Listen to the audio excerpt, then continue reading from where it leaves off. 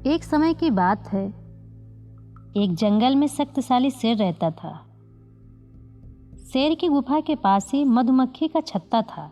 मधुमक्खियाँ अक्सर शेर की गुफा के पास चली जाती थी और फूलों का रस लेकर वापस अपने छत्ते में आ जाती थी।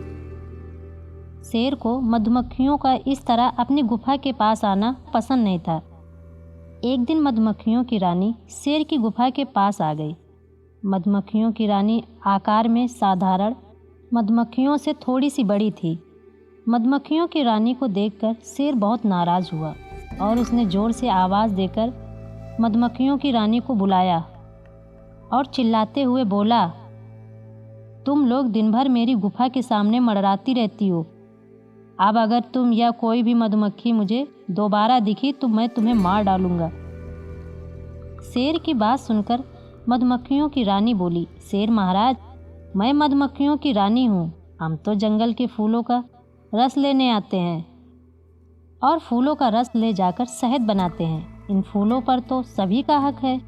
मधुमक्खियों की रानी की बात सुनकर शेर और नाराज़ हो गया और बोला, अरे तुम तो एक छत्ते में रहने वाली कुछ मधुमक्खियों की रानी हो और मैं इस पूरे जंगल का राजा हूँ।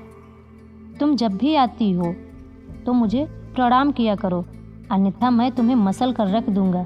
शेर की इस तरह की बातें सुनकर मधुमक्खियों की रानी अपने आप को अपमानित महसूस कर रही थी और अपने छत्ते में जाकर दूसरी मधुमक्खियों को पूरी बात बताई।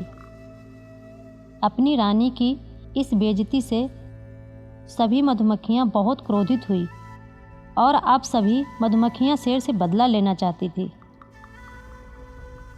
एक दिन जब शेर घूमते हुए मधुमक्खियों के छत्ते के पास से गुजर रहा था, तभी सभी मधुमक्खियाँ शेर को काटने लगी।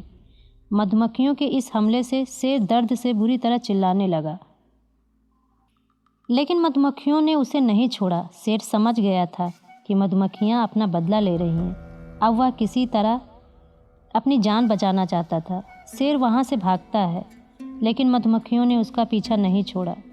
शेर भागता भागता एक नदी में कूद जाता है। शेर के नदी में कूदने के बाद ही मधुमक्खियों ने उसका पीछा छोड़ा।